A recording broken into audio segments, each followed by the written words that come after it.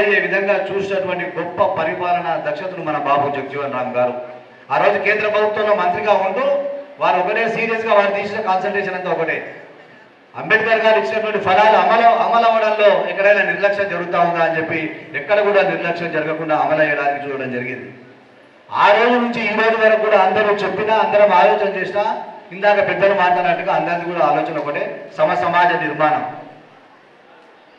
ఇవాళ మీకు అందరికీ జ్ఞాపకం చేస్తూ ఉన్నాం, మనమందరం అనుభవిస్తూ ఉన్నాం ఒక సంవత్సరం నుంచి. ముఖ్యంగా సాంఘిక సంక్షేమ శాఖ, బీసీ శాఖ లేదా ట్రైబల్ వెల్ఫేర్, హాస్టల్ విద్యార్థులకు ఈ ప్రభుత్వం వచ్చిన తర్వాత, కాంగ్రెస్ ప్రభుత్వం వచ్చిన తర్వాత రాహుల్ గాంధీ గారి ఆలోచనను ఇంప్లిమెంట్ చేయడానికి కృతనిశ్చయంతో ఉన్నటువంటి ప్రజాపాలన అందిస్తున్న మన రాష్ట్ర గౌరవ ముఖ్యమంత్రి రేవంత్ రెడ్డి గారి నాయకత్వంలో మొట్టమొదట పిల్లల కడుపు నింపడానికి హాస్టల్ మెస్ ఛార్జీలు మరియు కాస్మెటిక్ ఛార్జీలు 4 గంటలుగా పెంచడం జరిగింది. ఇవాళ మనం అందరం ఆ ఫలాలను అనుభవిస్తూ ఉన్నాం. ఆ తర్వాత ఇంకొక అడుగు ముందుకేసి మీకు రెగ్యులర్గా ఉన్నటువంటి మెనూను కూడా మార్చి మరి మంచి ఫుడ్ ఇచ్చే ప్రయత్నం ఈ ప్రభుత్వం చేస్తూ ఉంది. మరి సమాజ నిర్మాణం రావాలంటే దళితులు, తాడితులు, పీడితులు, గిరిజనులు, అక్షరాస్యతకు దూరంగా ఉన్నటువంటి వాళ్ళందరూ కూడా చదువుకోవాలంటే సమాజ నిర్మాణం, సమాన విద్య ఉంటే తప్ప జరగదని చెప్పిన ఆలోచనతో గొప్ప దూరదృష్టితో మన గౌరవ ముఖ్యమంత్రి రేవంత్ రెడ్డి గారు ప్రతి నియోజకవర్గంలో ఒక ఇంటిగ్రేటెడ్ రెసిడెన్షియల్ స్కూల్స్ కొరకు దాదాపు 150 నుంచి 200 కోట్లు వెచ్చించి ప్రతి నియోజకవర్గంలో ఒక స్కూల్ కట్టడానికి ఇవాళ ఈ ప్రభుత్వం కంకణం కట్టుకుంది. మన జిల్లాలో కొన్ని నియోజకవర్గాల్లో ఆల్రెడీ ఫౌండేషన్ అయినాయి. మధ్యలో మనకి 11వ తారీఖు జ్యోతిబా పూలే జయంతి కూడా ఒకటి ఉంది.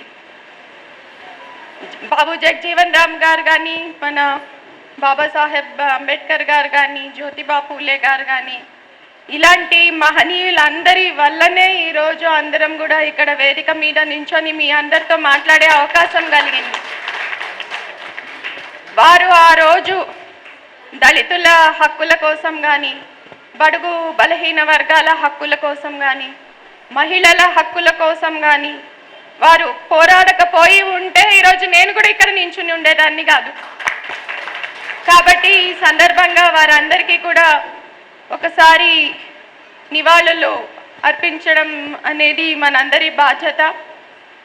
ఈరోజు మన బాబు జగజీవన్ రామ్ గారి జయంతి సందర్భంగా వారి జీవితాన్ని ఒకసారి పరిశీలిస్తే ఎంత అద్భుతమైన ప్రయాణం అనేది మనకి తెలుస్తుంది. మనం ఈరోజు ఇది 2025 సంవత్సరంలో ఉన్నాం. ఆయన పుట్టింది 1908వ సంవత్సరం. అంటే దాదాపు 110-12 సంవత్సరాల ముందు. అప్పుడు ఆ సాంఘిక పరిస్థితులు, సామాజిక పరిస్థితులు కనుక ఊహించుకుంటే, అంటే మన దేశంలో అంటరానితనం ఎంత బలంగా ఉందో అనేది మనందరికీ తెలిసిందే. ఇప్పుడు కూడా కొన్ని ప్రజా సంఘాలు దేవాలయంలో ప్రవేశం గురించి ఇంకా ఈ రోజు కూడా మాట్లాడుతున్నాయి. అంటే ఈ రోజునే ఇలాగా ఉంటే ఆ రోజుల్లో పరిస్థితి ఎట్లా ఉండేది అనేది మనం అందరం కూడా ఊహించుకోవచ్చు. అలాంటి పరిస్థితుల్లో ఒక మారుమూల గ్రామంలో ఒక దళిత కుటుంబంలో పుట్టి ఆయన ఎంత ఎత్తుకి ఎదిగారు అంటే మన దేశానికే ఒక ఉప ప్రధాన మంత్రిగా పనిచేస్తారు. చాలా చిన్నతనంలోనే ఆయన కేంద్ర మంత్రి అయ్యారు. ఆ తర్వాత మొత్తం క్యాబినెట్లోనే ఆయన ఎక్కువ సంవత్సరాలు సేవలు అందించిన ఒక గొప్ప నాయకుడు. ఆ తర్వాత ఆయన మంత్రిగా ఉన్నప్పుడు కూడా ఆయన నిర్వహించిన శాఖలు ఏవో చిన్న చితక శాఖలు కావు, అన్నీ కూడా చాలా కీలకమైన శాఖలే. ఆ లిస్ట్ కనుక మనం చూస్తే ఆయన నిర్వహించిన మంత్రిత్వ శాఖలు, ఆయన first union minister for labour ఉన్నారు, ఆ తర్వాత కమ్యూనికేషన్స్, ఆ తర్వాత ట్రాన్స్పోర్ట్ అండ్ రైల్వేస్, ఆ తర్వాత food and agriculture, defence minister. మనకి బంగ్లాదేశ్ వారు జరిగినప్పుడు, మనం బంగ్లాదేశ్ విముక్తికి మన దేశం తోడ్పడినప్పుడు అప్పుడు డిఫెన్స్ మినిస్టర్గా ఆయన పనిచేసి ఉన్నారు.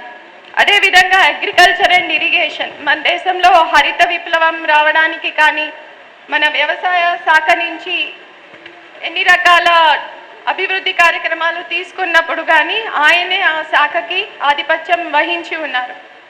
అదేవిధంగా మనం డాక్టర్ బాబాసాహెబ్ అంబేద్కర్ గారి గురించి ఆయన రాజ్యాంగ నిర్మాత అని చాలా గర్వంగా చెప్పుకుంటాం. బాబు జగజీవన్ రామ్ గారు కూడా ఆ రాజ్యాంగ సభలో సభ్యులుగా ఉన్నారు. చాలా కీలక కమిటీల్లో, చాలా కీలకమైన చర్చల్లో కూడా ఆయన భాగస్వామ్యం ఉంది, ఆయన కాంట్రిబ్యూషన్ ఉంది. వారందరూ అంత కష్టపడ్డారు కాబట్టే మనకి రాజ్యాంగంలో ప్రతి వర్గానికి సంబంధించి మనకి అస్పృశ్యత ఎలిమినేట్ చేయడం కానీ, అక్కడి నుంచి మొదలుకొని సమాన హక్కులు, సమాన అవకాశాలు, ఇవన్నీ కూడా రాజ్యాంగంలో పొందుపరచబడ్డాయి అంటే వీరి కాంట్రిబ్యూషన్, వీరి కృషే దీనంతటికి కూడా ప్రధానం. కాబట్టి ఈ సందర్భంగా, ఈ జయంతి సందర్భంగా మరొకసారి వారందరికీ కూడా మనం నివాళులు అర్పించుకోవాలి. అదేవిధంగా ఇప్పుడు చాలా ప్రజా సంఘాలు చాలా సమస్యలని కూడా మన దృష్టికి తీసుకురావడం జరిగింది. అయితే ఈ సందర్భంగా మన దేశానికి స్వాతంత్రం వచ్చినప్పటి నుంచి ఇప్పటి వరకు కూడా ముఖ్యంగా దళితులు కానివ్వండి, గిరిజనులు కానివ్వండి, బహుజనులు కానివ్వండి, ఈ వర్గాల అభివృద్ధి కోసం ప్రభుత్వాలు చాలా చట్టాలు చేయడం, దాంతోపాటుగా చాలా కార్యక్రమాలు కూడా తీసుకురావడం అనేది జరిగింది. అంటే ముఖ్యంగా భూ పంపిణీ నుంచి మొదలు పెడితే దళితులకి భూమి అసైన్మెంట్ ఇవ్వడం నుంచి, గృహ నిర్మాణం నుంచి, తర్వాత ఉద్యోగ అవకాశాల నుంచి, ఇట్లాగా చాలా కార్యక్రమాలు మనం చేసాం. కానీ అది ఇంకా సరిపోదు, ఇంకా చాలా చేయాల్సి ఉంది. ఇప్పుడు మన జిల్లాలో కూడా